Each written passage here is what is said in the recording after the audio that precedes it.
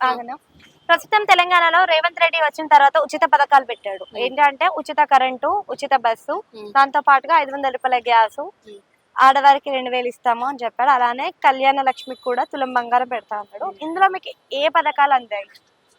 ఏది free bus ఒకటే అందింది, ఫ్రీ కరెంట్ ఫ్రీ బస్ ఉంటే బాగుంటుందా, తీసేస్తే బాగుంటుందా? తీసేసిందే బెటర్. ఎందుకని?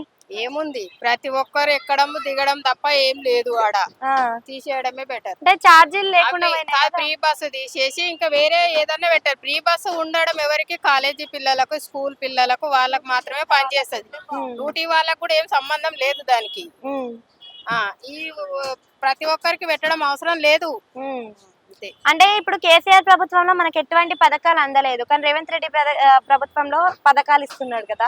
ఏం పథకం ఇస్తలేడు, ఇంకేది అందలేదు. మీకే చెప్పారు ఉచిత కరెంట్ వస్తుంది, ఉచిత అది రెండు అవి ఇచ్చిన వేస్టే, ఇవ్వకున్నా వేస్టే. ఎట్లాగో కట్టుకుంటాం, మనం కష్టం చేసింది అవి కట్టుకోవడానికే. ఇవి ఏమిటితోటి సంబంధం లేదు, ఇచ్చేటి ఇయ్యాలి. అంటే డబుల్ బెడ్రూమ్ గానీ, ఇప్పుడు మహాలక్ష్మి పథకం అన్నాడు కదా, అది కానీ అది ఇవ్వాలి. ఇవి అవసరం లేదు, ఎప్పటికీ బస్ ఎక్కి తిరగం కదా అట్లా. ఓకే, ఒక్క నిమిషం.